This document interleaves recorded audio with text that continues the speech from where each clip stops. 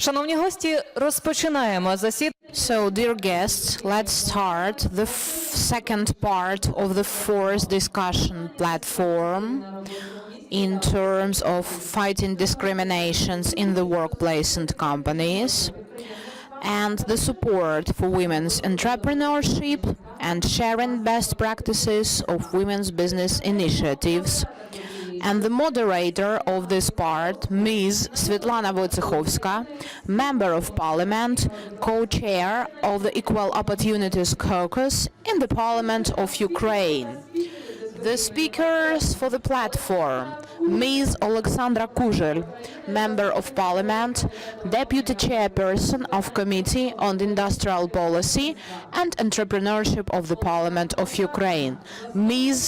Olena Koshara, Founding Partner and Chief Executive Officer of Horizon Capital, Ms. Irina Ozimok, Local Economic Development Program Management, Western NIS Enterprise Fund, Kamran Iskanderov, General Director of Coca-Cola Ukraine, Roman Drost, Expert on Development of Social Entrepreneurship and Budget Advocacy, co-founder of the Social Union Social Enterprise Education and Production Center.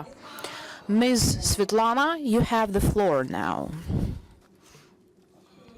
Dear colleagues, I would like to say that we also had the first deputy of the Minister of Finance who was supposed to be present because a lot of economic questions we've got to them, but unfortunately there is some kind of unexpected situation and I hope that he is okay. So, or probably he's a little bit scared because talking about discrimination and to call himself the biggest feminist in the government, it doesn't actually mean that he's acting properly. So thank you everybody, dear colleagues. I think that in the previous panel we've mostly spoken about the economic discrimination of ladies at the labor market, at the gender gap in the salaries, and according to statistics, 44% of Ukrainian women work as private enterprises and 35% of company owners are also women, and in general in Ukraine 30% of women manage the companies. This is official statistics. 1/3 of the companies, they are so-called taxation holes, when ladies just are heads of companies on the paper, but actually only 10% of women are general managers and CEOs of big companies. Ms. Alexandra, you are our protecting and guardian angel during all of the years of independence for our private enterprises. Why is it happening like this? Whether women don't want or they don't have the ability to create small and medium business enterprises. Thank you very much. Dear friends, I am 65 years old and today here present, I've missed 2 belly dance classes with my husband. That is why, please don't give up. First of all, let's forbid them say that we have women, old women, because we can, we can do everything what they cannot. We can pretend to do something what they cannot. I am trying to awake your emotions on purpose. And I have found the explanation. It was very harmful for me because I talk to different people. For me, man and woman, the entrepreneurship, this is the biggest priority in the world. Let's try to learn to love each other, starting from very slim ladies and up to more pleasantly plump ladies, because if we're going to like each other and to love each other, everything is going to be okay. The hardest part when we are skeptical and critical towards each other, then the other people. I liked the mayor's speech from Canada, who said when the woman becomes successful, the economy also becomes successful. So I would like to use it as a motto for our political party. I would like to say that I have never in my life I felt any kind of discrimination. Yeah, it's true. Yeah, because I was speaking frankly, I don't need any preference, but I will never give the opportunity to the man to forget that I'm a woman. Because everything depends on each lady, because everybody had a long way in terms of entrepreneurship, starting life in Ukraine in 1990s. The entrepreneurship, it was carrying the burden, mostly the ladies who did it. They took big bags, big tartan bags to the market, because it was totally another kind of business, and Ukrainian women had kind of innovation, warm socks with a battery, because they were standing for 12 hours in the marketplaces and selling things. It was another kind of entrepreneurship. And how actually the unified tax appeared, these are you ladies who were, for example, flying to me to Turkey to buy things, and I was on a business trip, and then you were talking to me, and you put the ring, the plastic ring, on my finger, and you forbid me to take it off when until you get the situation better for us. And I took it off, this plastic ring. But my dearest ladies, I actually the mass media write that I had a very expensive ring, so it says that we are accepted not what we are wearing, but how we are presenting ourselves, and we should remember this. So this was the task for the ladies, not for men. And my heart was falling apart. Do you have a nanny, for example, for your children? Please show me one single man who couldn't sleep at night and who is thinking, what am I going to cook for breakfast tomorrow for them, or to look at them, oh my wife needs new boots. That's we are living through this. I see one woman is nodding. You are lucky. But in most cases, women think what to put on the kids, how to cook meals, and this is a long life story. And 100% of ladies in business and politics is harder than the men. And I do support this program about the nanny from the government. In our social course, I've actually one of the authors of this section. I think that the woman should make a request to the state for the social help, because she is going to work. She will bring taxation, she will bring value-added tax more than she would stay at home, and this will give positive effect. What actually keeps women from establishing businesses?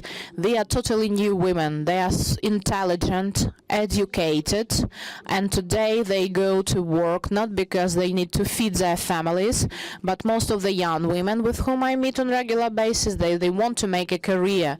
They would like to be successful, and I get a lot of pleasure from big Ukrainian companies which appeared thanks to Ukrainian women. Different bags, nature leather bags, clothing, so women are using their potential in a free market. But still, what are the state programs keeping entrepreneurship from developing? This is harder for the woman to obtain the turnover capital, and in every country there is a program that supports female entrepreneurship with a start-up capital for a very long loan, so she can make business solutions. This is done both by state institutions, non-governmental funds, but still very interesting kind of information. The paying back of the loan is 99.5% if the loan is taken by a woman. And you should keep it in mind. All of the Minister of Finances, Presidents and Prime Minister, this is the most effective investment, because where the woman is implementing, she creates workplaces, and this is very important. And the second issue is confidence. It's believe in yourself. In our foreign plans, we say like a glass ceiling or nasty floor. This is because we know, you know, probably it's not me, it's some other lady. I do believe, and I encourage you, you know that for 90 years I'm not changing my phone number, and you can get it very easily, and I always give my phone number to everybody for effective communication, because when you have the question whether I want but I have the doubt, please make a call. We will have a very warm conversation, and you will get a push from us how to avoid this doubt. We have a lot of possibilities to negotiate, because now one of the women who is present here, she reminded my quotation, what is the difference from men who are state? We think with our heart, and the men think with our mind, with their mind, and this is the biggest difference. So please make your hearts work for Ukraine, and from our side, on my personal behalf, I will devote my life to you, who is doing your own business, entrepreneurship, and I will serve you honorably. Thank you, Miss Alexandra, very much. And I should prove that really in one of the state banks, Oshad Bank, I had the honor to be the head of the supervising board. There is a project which is called Build Something on Your Own, and having analyzed it for 2 years of the implementation of this program, we've seen that 25% of the loans taken for the business development, it was done by women, and they are paying back it the best. This is totally true. But still, apart from medium business and entrepreneurship, we have big companies, corporations, where there can be another policy. Mr. Kamran, we know that you are representativeness of Coca-Cola in Ukraine, and this is a kind of engine which helps us in our gender policy. They have created a lot of programs dedicated to girls, women. Can you tell us, is it only regional headquarters, thanks to your colleagues, do this, or this is a company policy? And what are the tools are used for this global corporation to promote women? Thank you. I truly enjoy being here in this important matter. And I'm 6 months in Ukraine, and I understand beautiful Ukrainian language, but I cannot speak yet. So that's why I'm speaking English. When I came to Ukraine, the first observation was that my boss is woman. Most of LC team, my leadership team, are women. Partners, organizations that I'm interacting on a daily basis are women. And I thought that gender gap is not an issue here. But the statistics shows different, unfortunately. Unfortunately, and let me just bring you 2 numbers. Ukraine is ranking 69 among 144 countries in terms of gender gap index, behind many European countries. And secondly, salary of women is 26% in average less than men. Why? How it is possible? Як у вас в компанії? In our company, it is very clear our compensation policy is based on for any position, there is a minimum or maximum range, and based on the position requirements, independent obviously of the gender, the salary is set. So it is independent of the gender, certainly independent of the gender. So this is a big issue in Ukraine. And another interesting fact about Ukraine, and this is my main point of today's speech, is that it's not just the civil society's responsibility, or it is not the governmental responsibility to solve this issue. It is the business responsibility as well. And one of our studies shows that 86% of Ukrainians believe that it is the business responsibility to make life in Ukraine better. It's not civil society, it's not the politicians, it's not the government, but it's the business responsibility to make life in Ukraine better. And in Coca-Cola, we truly embrace this. It's easy to be part of such a company as Coca-Cola, and when there is a discrimination for us is a cancer. We cannot even think about it. It is easier to be part of such an organization, and that's not enough. I mean, we have, to your question, how it is the situation in your company, it is good, but it's not enough. In Coca-Cola, we believe that it's not enough. We should go beyond this. And that's why in 2010, we started a very big program. We name it 5 by 20, when we will empower 5 million people across the globe to unleash their true economic potential. We started this program in Ukraine. In Ukraine, the name of this program is very beautiful, I believe. Yes, Moju, I can. And I believe this reflects the true spirit of this program. Because when you look at the word empowerment, it means making someone stronger, adding confidence. And this is all this program is about. And then another interesting thing is that before coming here, I looked what is the definition of gender equality? What does it mean? What is gender equality? And the gender equality is not that men and women are the same, The gender equality is that equal access to opportunities, equal access to economy, equal access to education, equal access to decision-making in all layers, but also equal access to aspirations and needs. So, we started this program in Ukraine, and as of this year, already 500,000 of people get access to this program through digital. 5,000 women already get the real tangible benefits of this program, but this is just the beginning for us. We will build the scale, we will very much focus on this program.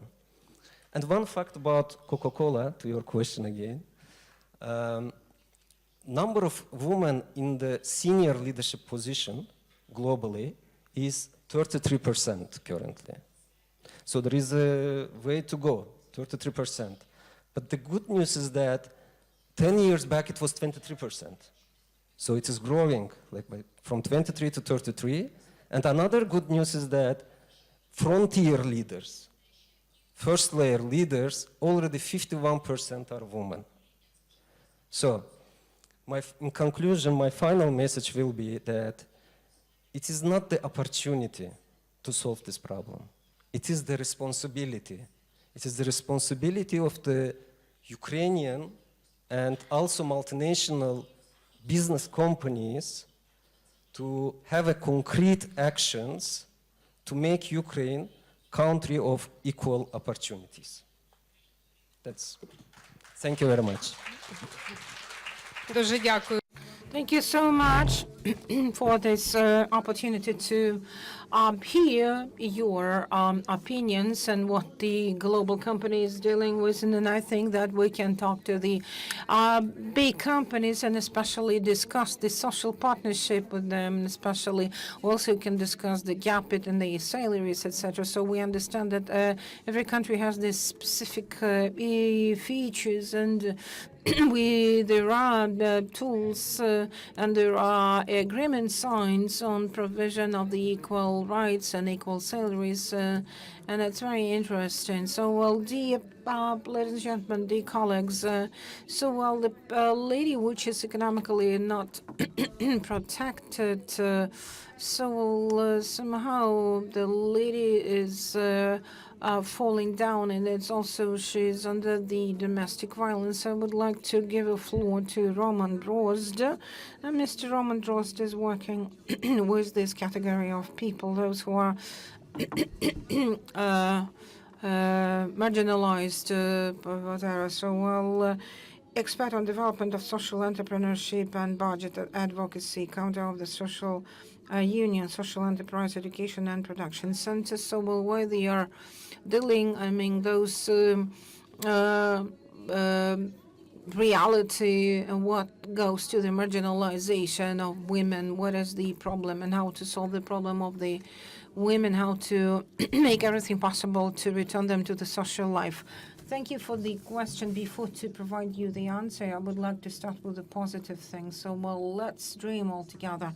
So, let's imagine the picture that in our country, small and medium and big enterprises, big businesses, they have a social goal. For example, all of them, they have the common social goal. Social goal, we're just dreaming, let's imagine. And the part of the revenue we can focus on the reaching the goals, social goals, or we can allocate some specific funds for solving the problems for the society, for the community. And I say that in majority of the developed countries of the world, they do have the understanding of the social entrepreneurship. What does it mean, social entrepreneurship? It's a kind of a business which has the social goal. And we clearly understand that not because of the funds of the state, that would be not enough to solve the problem absolutely fast. And so, for example, they adopted the law to fight the domestic violence, and or another idea on shelters, and then all that responsible institutions would be self-governments. What do you think would be so fast to establish this type of shelters?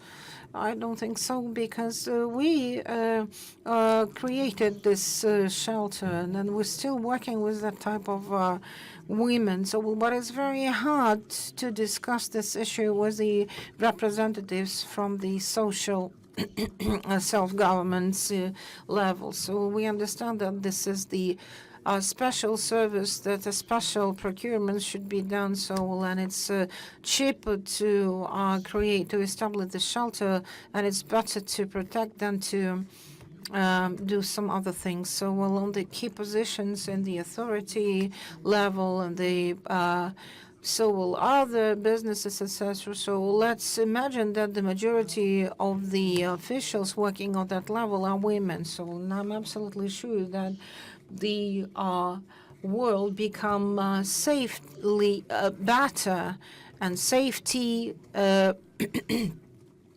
better. So, well, let's say we have some different variety of activities. So we're just providing the ability to the sorts of women, those who are suffered from trafficking problems, those who are suffering from domestic violence. So we were supporting this type of women. And for example, a woman suffering from domestic violence, so she keeps silence, not sharing with it. Why? The first reason why she keeps silent is the economical dependency. So she is a dependent. So our goal is we have to do everything possible for her to become economically independent. And as of today, 4 years ago, we established, together with another non-governmental organization within Institute of Analytics and Advocacy, we created the enterprise. And the main idea to improve the wealth of the community. So let's, as women's enterprise, We do have women, 40 women's working there. So they are dealing with the sewing the the clothes and export to the European Union. So all the um, profits are sending to the different needs of the community. So while we're supporting the shelters for women, about 40 women can stay there. And so well, another support goes to the women, those who are returned back from the penitentiary system. So well, those another support to others. So well, let's dream if the business, all of our business would get the social goal, then I absolutely sure that all the efforts of this state, communities, and businesses would give us the best, fast, positive results, and we could make the positive changes in the country in the different spheres, medicine, social security, etc. So well, thank you. And I want to say that the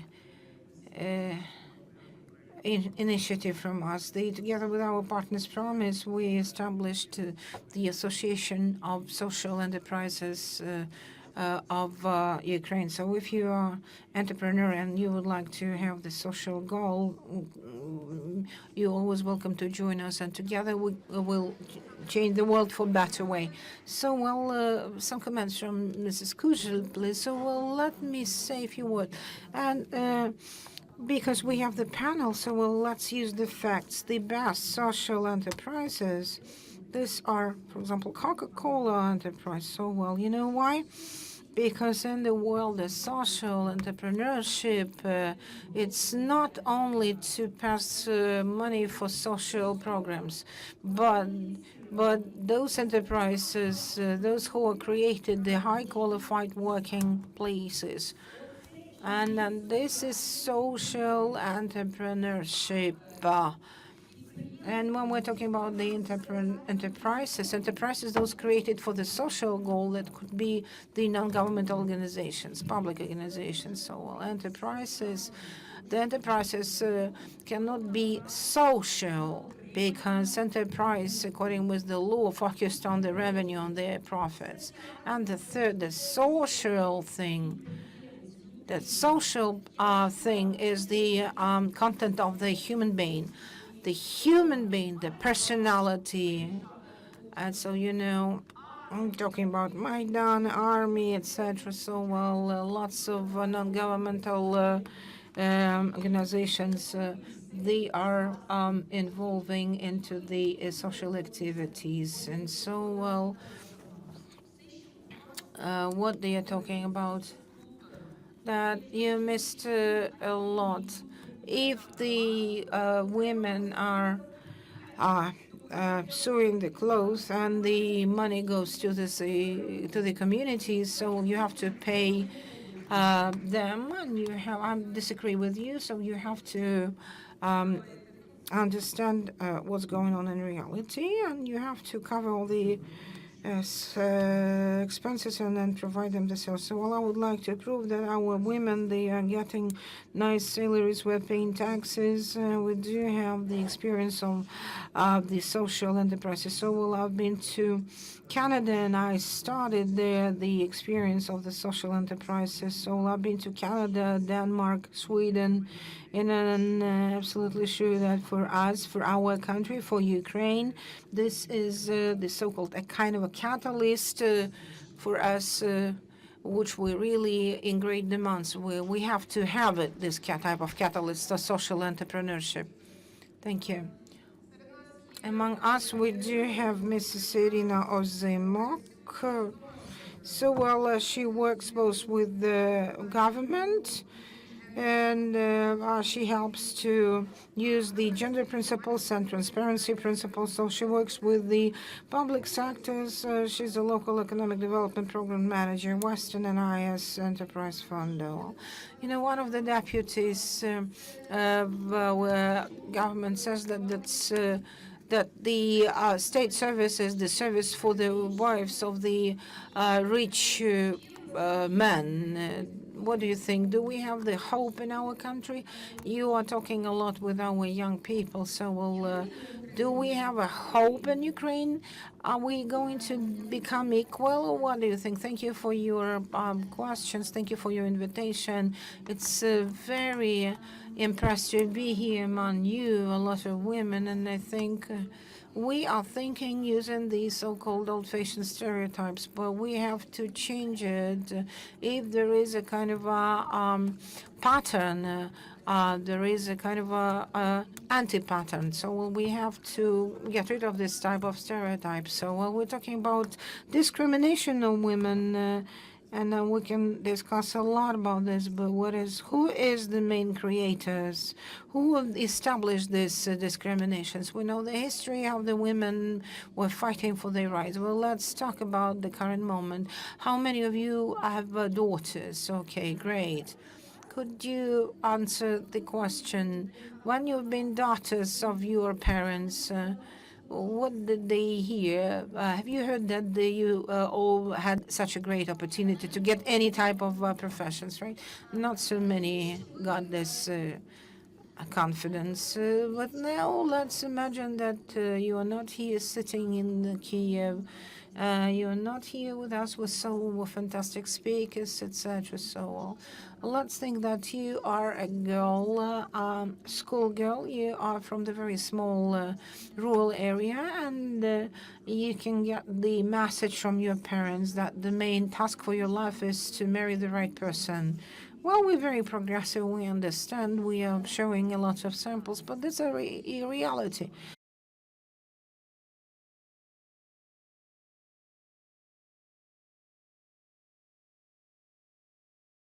As possible.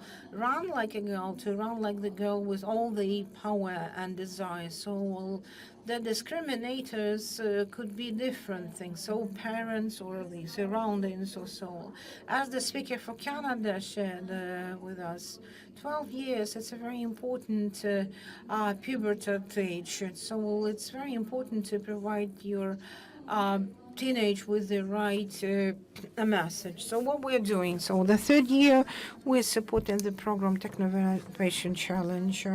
This is the program from 10 to 18 years old for girls, and so they can start the ideas of coding, things. They can use the apps for their mobile phones, and then they can make money on it, because entrepreneurship is also a good idea for them. So what we can see a lot of problems solving by the girls. For example, we had some interesting ideas. So the mobile app created by the girls from Zaporizhia could show the level of the pollutions and then the pollutant situation. So the main idea, if the city is so contaminated with pollutants, then what you have to do, just to leave, to run away or whatever, to escape, or at least not Dvirne. And other girls, they also created the touristic app, which also provides the recommendations how to travel better. Shepetovka, they created the app, which is very useful to to deal with the waste, etc. It's a kind of, so that in Atlantic Oceans there are kind of an island made of plastic. So in Kosovinsky, girls created the mobile app to inform us about the vaccination problem, so they could help for the process of reformation or reforms of Ukraine. So we don't want them to become IT specialists. They want from them to believe in themselves. They have to be confident. They have to understand what it means business plan. They have to understand which spheres they could be successful. They could be leaders. years. And then we started the third season of this program recently. And we had even the speakers from the 16, 17 years old. And the lady from Lviv, girl from Lviv, created the so-called inscription program for Braille script. So it's very interesting. The girls talking about, they have lots of ahead. They have the bright future for themselves. So, well, believe me, from our progressive colleagues, they say, why this program only for women? Why not for boys? But for boys, we do have lots of boys program, yes, and we understand that if they are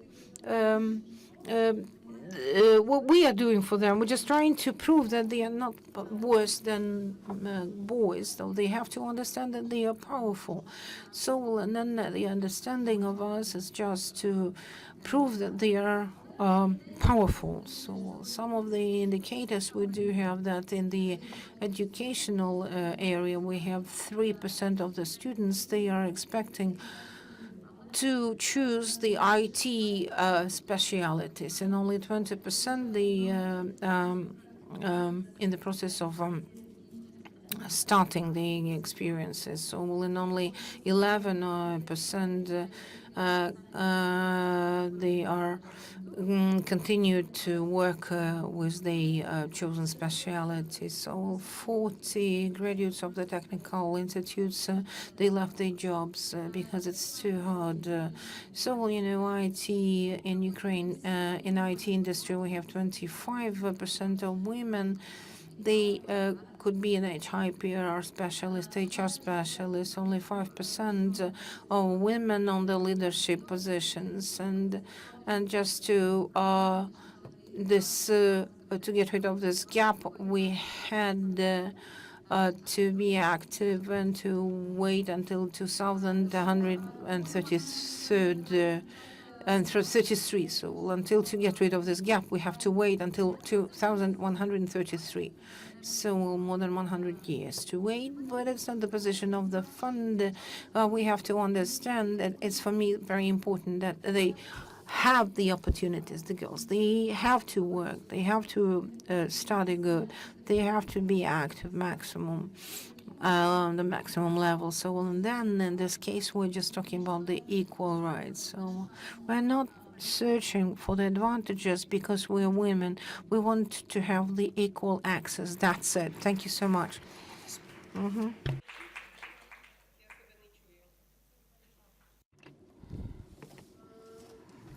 So, making a kind of conclusion for our panel, we would like to say one more time, and I would like to attract the audience to our discussion because, first of all, this is the education, the change of standards and stereotypes, and I do hope that our government is supposed to implement our strategy of gender equality in education that we are trying to promote for 3 or 4 years together with the education people, and we try to change psychology.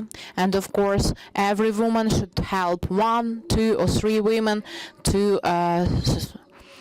lend a helping hand and to mentor how to make a business, how to start a business and create a network, which also help us to advance. If it is entrepreneurship, it's of course to look for partnership opportunities. Many of the members of parliaments and members of parliaments of different levels of local city councils probably you have adopted some special programs to promote female entrepreneurship, or there are some non-governmental organizations that work with such forums as we've spoken, for example, nanny from the government or other projects which can help women who has a small child to work. I would like to encourage you to give a word. Please introduce yourself, where are you from, and what would you like to say or ask? Good evening, everybody. I am Oktyabrina Lisovska, non-governmental organization Center of Social Leadership. Thank you, Svetlana. Thank you, dear colleagues. And I would like to tell a few words and express my gratitude for this event. And this event can produce institutional change in stereotype and policy, I would like to talk about our project, which is held together with NGO Equal Opportunities. Let's make Ukraine friendly to the babies, and we are trying to observe the tools and policies implemented by the employers for the feeding mothers, and there is no difference. I think everybody can support me in this, that this is a kind of taboo topic in our society. There is no difference in terms of protection for the woman, whether she's a business person or she is just the employer. If she is not getting the support and not protected when she needs it, when she looks for it, when she's pregnant or when she has a baby. Can you tell me please, if I ask you the rhetorical questions, is our country baby friendly? The previous speaker spoke that they are trying to invest in our future, in children of 12 years when there is a change of consciousness, but there is also the study that proves, so when these millennials are born, they face the hostile environment for the babies. They can be excluded even from the labor market, because they cannot survive how they are treated, and why these employers are not friendly to the babies. We don't have the rooms for feeding babies in the places of employment. There is no navigation for such purposes. Or there is, for example, no flexible working agenda or the opportunity to work decently. If you are interested in this, soon we are going to hold a presentation of this research, and we are going to demonstrate how public places are unfriendly to the babies and how other workplaces are also unfriendly to the babies. And taking this opportunity, I would like to call you and to encourage you about the initiative from the bottom to the top, because every single person present here, if you are the employer, you can change your policy, you can change your attitude to the ladies, and then you can implement this equality at your workplaces. For example, our organization has developed and now is presenting to Ukraine and to the whole world the module for feeding babies in civil places and offices. If you are interested, please, I think Ukraine will be proud of our project. Thank you for the opportunity. Ms. Irina. Really, it is a very interesting topic. I can share my personal experience of my friend who gave birth to the baby, and she was a very active mom, and one time she had to feed the baby, and she came to the Philharmonic Society during the concert, and people were in the hall, and she wasn't allowed. She asked to buy the ticket, and she asked to just let me enter into the room and feed the baby, and she wasn't allowed. It often happens in museums, in big public state institutions, and I think a very best example is that active parents who are feeling this discrimination, they gather together and they create some initiatives, and this particular friend of mine, she also did this.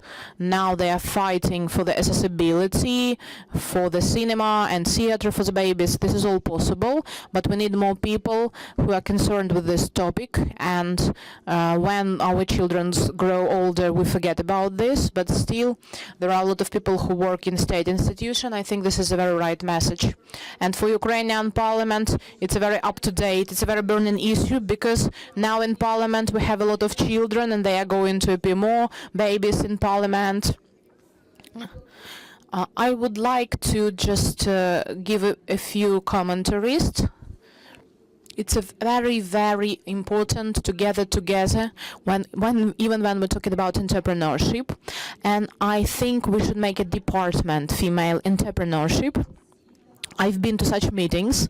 There is a global community for female entrepreneurships, which was organized by women after the Second World War ended. They were left without their husbands, and each started to survive on her own. And now that they are countesses, the biggest magnate in terms of hotel business, and when they meet, each other, they keep the business relationship, and also they create different very interesting programs in terms of entertainment in every country of the world.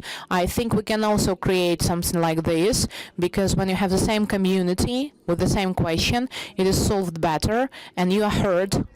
I think the Congress can give a kind of task that Ms. Alexandra should be responsible for creating such department, and dancing classes. And at their meetings, they usually have the balls, and dancing classes are important. Okay, so let me welcome you.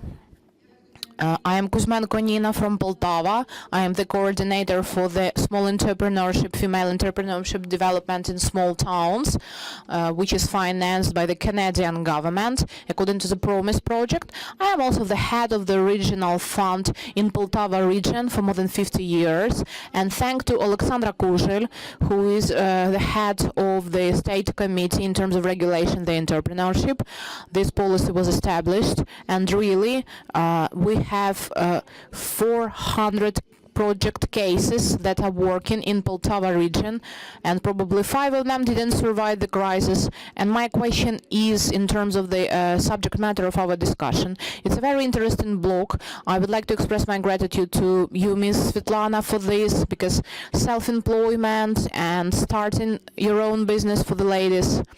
So the question is, I talk a lot of time with my colleagues from Poland, and I organize study visit to Poland, and they always ask me why I pay decent salary to my employees, and people still go to Poland to look for job.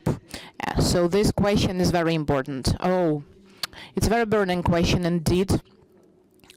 For the 3 months I've been to a lot of managers for enterprises, and nobody actually mentioned that every day you come to work and he is afraid how many applications for retirement will be filed. But this process of work migration happens not only in Ukraine. Girls from Khmelnytsky started another program, and they asked girls from Tajikistan and Uzbekistan to work for them. And now they work so effectively that they make 2 goods times more. They are not capricious, they are very disciplined. So this question, I think, should be considered like a transitional stage when Polish people went to Germany, and our people went to Poland to work. But what is very unpleasant, what I've heard, for example, in Cherkasy, by chance, the owner of the restaurant talks to his chef. He says, okay, please don't go to Poland. I'm paying you a lot of money. You are going to Poland. You will leave your wife. You wouldn't know what is going on. And you will make the same money. And he answered, this cook answered, you understand? I am scared to live in Ukraine. I am scared for my family. I don't have this feeling of security. That's why I shall go. I shall live in security. And this is a question to all of the politicians, because this sense of security, all of the women who are now involved in entrepreneurship, there are 29 documents which are since January the 1st will be checked in your company if your staff is more than 2 people. If you have one mistake, you will be penalized for 30 or 40,000 of hryvnias. So please check whether your documentation is okay. We appealed to Mr. Parubi in Verkhovna Rada. We've drafted the law, which you shouldn't be penalized. You should give some warning, so it shouldn't be repressive. You won't believe, and for the months we cannot make them vote this initiative. So your support, your pressure on, for example, Mr. Parubi and other political leaders of the parties that you support, we will need it greatly. Just a couple of words or the offer.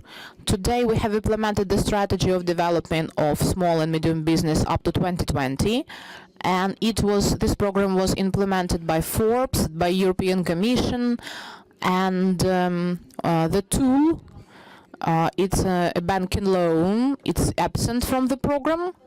And in terms of this strategy for the support, and I personally am ready to monitor a lot of projects which are monitored. They don't speak about female entrepreneurship and the preferences at all. So this is a governmental program, and I also have the offer in terms of our discussion that I think that today the first deputy, we've been all expecting for the first deputy for the Minister of Finance, but he didn't show up. So probably we can send them some recommendations if it's possible. Dear ladies and gentlemen, thank you very much that you have invited me to such an event.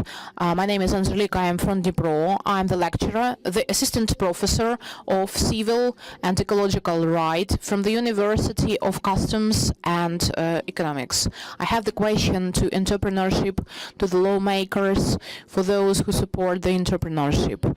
We have a problem, as you say, that people migrate to Poland, to Czech Republic to earn money, and as a problem that our young people also go there. As I see it, we have a couple of issues here. First of all, this is the increasement of tuition fee, but the standards of education are falling down, and there they propose to our best students education free of charge.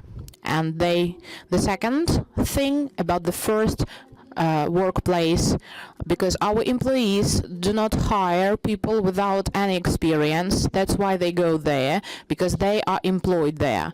So if there are any, I don't know, legislation initiative about the first workplace, or you have some offers how to involve younger people, because what I do as a teacher, as a lecturer, because I'm also the deputy of the city council and just have a small enterprise, what do?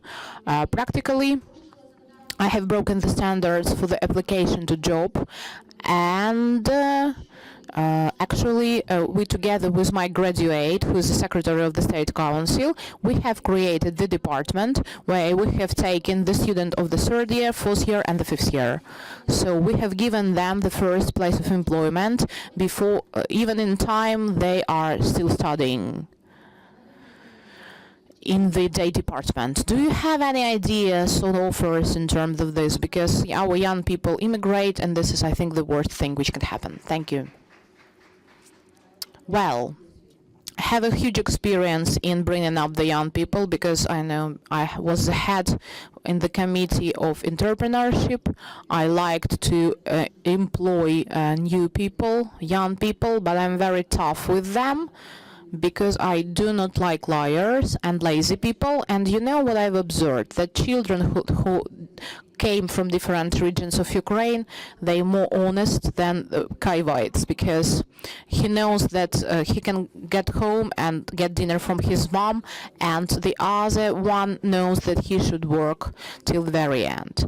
And being in our parliament, it's very, very hard, because when they come with higher education and the trainings, the assistant to the deputy, I take them, I educate them, I train them, and when they find out what the salary is, they leave. And only those people with whom I worked for 3 years, this is treated like the recommendation, because this is the person coming from Kuzhel's office, and they take them, they accept them, but you should stay in the first job for the 3 years. So, to speak honestly, the students not only go because of the education is expensive, because China can provide education free of charge, Germany can do this.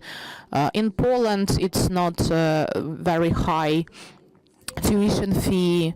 It's not that bad, because then nobody actually expects them a lot with a lot of employment. They will get education, they will come back. And I am not fighting with the thing that they live, but to do most to make them successful life in Ukraine. So if we as women would create like every family, every house, we will invest all our love. Why I say? Because women on civil service, they decorate everything.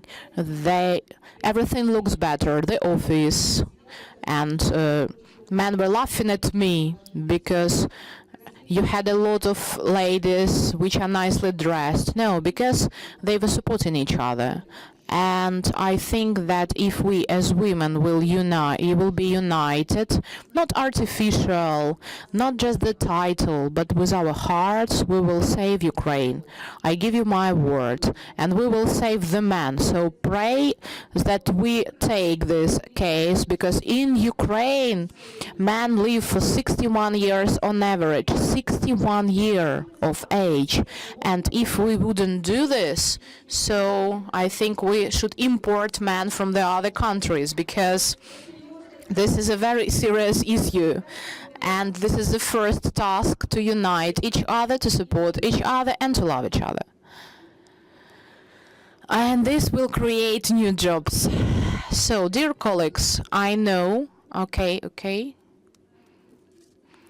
that's a very nice issue, and do you feel, that how we've genderly oppressed the men here? Okay, so this is just a joke. So, answering to your question, there are three aspects. First of all, I agree with Ms. Kuzhel about students' activity. When I was a student, we had the same problem, but at the first and the fifth year of study, I have already had a couple of jobs. And now we have a lot of articles where people who leave universities, they open restaurants, businesses, so everything depends on the personality and the example that we are making. The second statement, I know a lot of people who immigrate and they do not go back because nobody expects them here as well, and we won't see any changes until we want that our country is supposed to be the great level of education and Ukrainian universities stop being corrupted. I know the insights when it is we lack students and the teachers do everything to show that they are cool, and students are not interested. If we want to be proud of our education, we need to change it. And the third statement, our fund supports a lot of programs, because I only spoken about the one, but still there is a program which is called C Grant, which means that you can get financing for the MBA program in the US, in the top 50 business schools of the US. And a lot of people came from the US, and nobody expects them here. And when they have business education, it would be very nice, I don't know, to recruit them to they would be very nice to recruit them to the state enterprises, but nobody wants to them to work there, and their education doesn't matter in this case. So this is a question of the national priority, I would say. Well, the civil administration is always not actually formed. The Rome wasn't built a single day. Can you just give us the positive examples, please? There is a man who's raising his hand. You've got 4 minutes. Yeah, 4 minutes. 2 minutes for you and 2 minutes for another speaker. So, speak, please. Thank you. My name is Stanislav. I have a question about the education and for the recent commentary about this SWIFT grant. Do you have gender quotas there? And do you still or do you plan to prolong this grant program? Well, we are not establishing any quotas for talented people, because there are a set of criteria, and people who entered those schools, and we are interviewing them, the basic criteria, if for them to want that they would like to go back. And if they decide not to go back to Ukraine, they should give back the money. Now, at this time, according to statistics, usually we have more male than female students, but there are no quotas. Now we are considering the opportunity to prolong this project, but we still don't have the final answer to it. And another question, the last one, I believe. My name is Nadia Lisetsky. I'm the entrepreneur, and I work with green energy, and I also the president for Vinnytsia Club of Business People. This is one of the oldest organizations in Ukraine, which was established in 1996. And I'm not going to tell you about the creation of new workplaces because I am doing it on my own. I would like to say a couple of words about what Ms. Kuzhel says, that women do another business in the other way. We put it through our hearts, and that is why our business is, we create beauty around us, we create employment, quality employment with higher salaries, with better jobs for people. But still, I would like to go back to the question of social entrepreneurship, and I would like to say for everybody that there is a huge difference between corporate social responsibility and what was showed by Coca-Cola and other big corporations. It's very nice that we have such companies with such a security responsibility level. But still, when we spoke about social entrepreneurship, it's a little bit different. It's when you get the most of your profits, you spend your profits on social, like urban space, restaurant in Ivano-Frankivsk, which spends most of his revenues on determination and solution of the problems which exist in Ivano-Frankivsk. And these enterprises, the most of them, but they spend their revenue on solving these issues, so they have the biggest future, I guess. And when to these enterprises, our women will come to these enterprises and start social business, and the state is going to support them. So this will be our perspective for the female entrepreneurship. Thank you very much. Thank you. Any other commentary from the audience? So, dear colleagues, we've spoken about the issues that exist, we've spoken about the challenges, what we can do, what any woman in her place, like Ms. Alexandra, together with us, she will adopt the law about the first employment. You will help us being entrepreneurs.